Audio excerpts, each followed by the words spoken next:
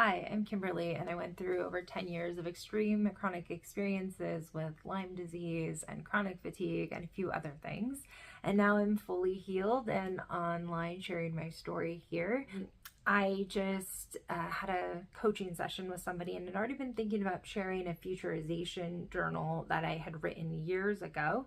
I wrote this about 5 years ago, and how the things have manifested today. So if you've never done any scripting or journaling or futurization, it is a wonderful way to help bring us into a place of healing through setting our mind in a place that is not sick anymore and into a place that is actually living life and having fun and enjoying things. So I wanted to share the journal entry here and then talk about why I wrote down specific things, how these things have manifested, and how this helped me to get to the place that I am at today.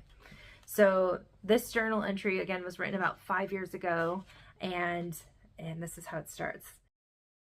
Today, I put on my pack full of gear for the next 3 days, backpacking gear.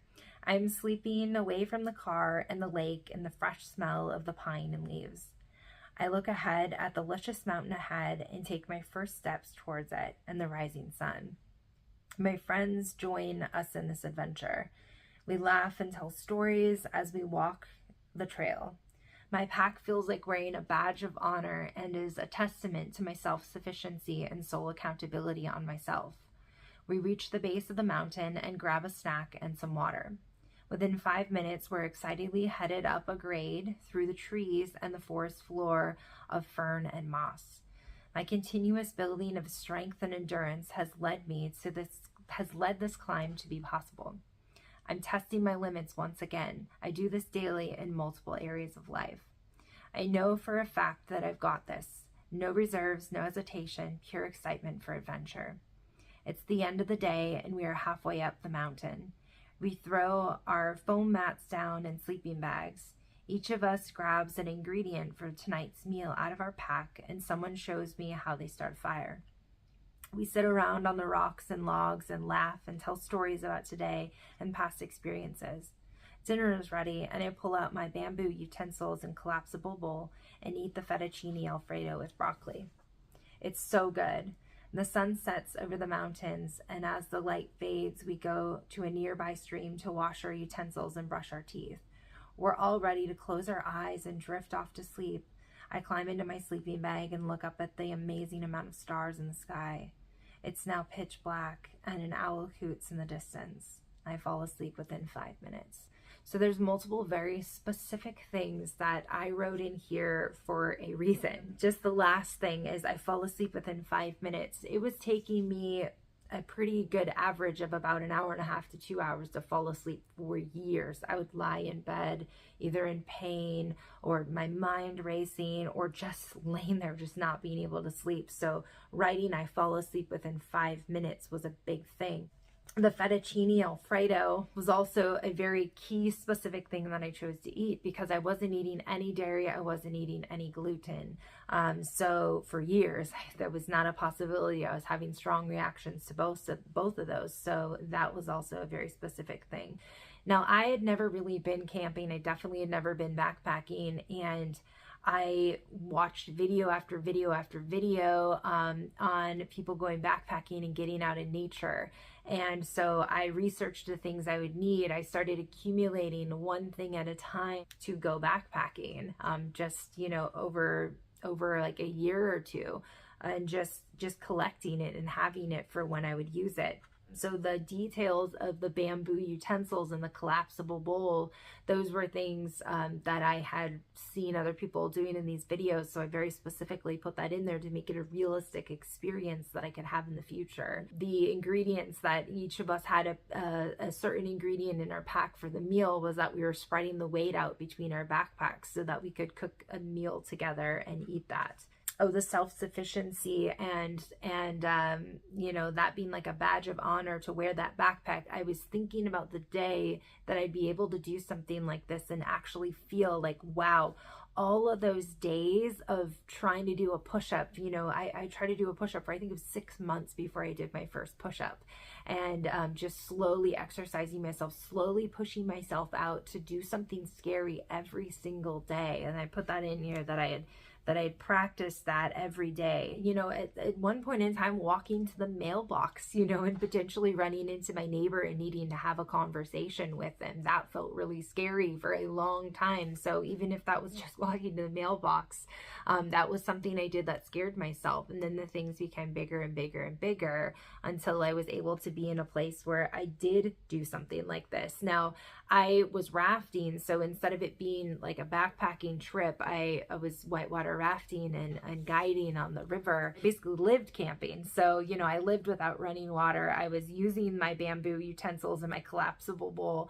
I was around the campfire like every night with a group of friends, and sharing stories. And that was something that I had created a vision board for as well, and really saw all of that. I didn't know how it was going to manifest. I had no idea. There was no like intention of me going and becoming a whitewater raft guide. That kind of just fell into place as I found that experience over on Craigslist and decided to go for it. So being in the mountains, being around moss, that's something that like really made me feel good. And I really started to make that into my futurizations. So just the little details here that I added in: ferns and moss, continuing to build strength and testing my limits, just doing it in new ways, throwing our foam mats and sleeping bags down on the ground, listening to the owls hooting at night, looking at the stars. These were all things, like little details that like I put in here in order to make it a real experience. Grabbing a snack and some water along the way, being able to just grab a snack out of my bag and eat that when I was cooking, meals that were for a long time just meat and green vegetables, just very few things. There's about 10 different food items that I could eat at a time that I didn't have some reaction or sensitivity to. Just being able to be out and in nature and not being in a contained, controlled space where I could control the temperature, I could control the noise, where I could, everything around me that I felt the need to do for so many years because I was having such strong experiences. I was just out in nature, just open, sleeping under the stars. And I actually practiced this in the backyard. I would bring the sleeping bag out into the backyard and sleep in the sleeping bag. So I took little steps to getting to where I was to feel comfortable in that.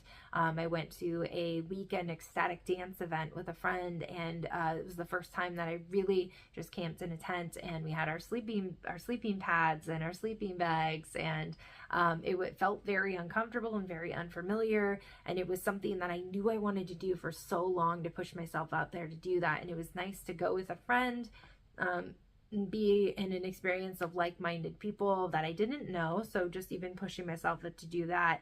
But these were like the little steps that I took in. I wrote this and then took little steps beyond that to bring myself to a place where I was actually able to go do something like this.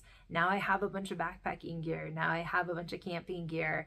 Now I can go out and do these things. So I've actually never gone backpacking. It's still something like I really just want to pack my bag and go backpacking. I've gone rafting. I've gone, camping many times and had, my backpack full of stuff, but I've never like actually gone backpacking for a few nights. And it was funny because I was just this week talking to a friend. She's going to be going for the first time in Tahoe.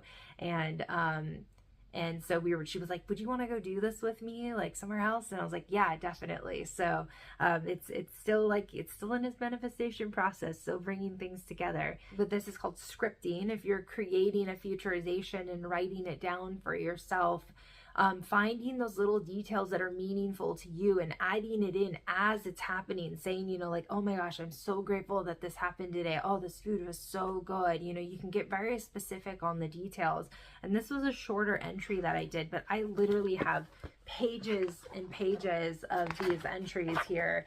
Some of them are very long and some of them are very detailed. So this was something that I just did on a regular basis. Was I just started scripting and writing my futurizations, and I didn't even remember writing this story until just now when I went back to look at a story to share for you on here, just about my scripting and what I did to get myself from where I was in a place of deep despair and bedridden and all the things to a place where I was able to go out and live life and be a whitewater raft guide and start my business and do so many things in life. And it is so possible to do so, and we can use these tools to help us get there. Comment below if you are scripting and if you have tried this, if you have questions about scripting. Subscribe if you're not subscribed. If you'd like to learn more, like this video. It really helps with the algorithms and getting things out there. I am a wellness coach. If you are interested in coaching, in brain retraining, in scripting, in manifestation, reach out to me if you'd like some help in those areas. I am on Instagram at kimbers.newfrequency, or you can go over to my website at kimberlyharder.com. I'll have them linked in the description below this video. All right, I'll see you in the next video. Bye.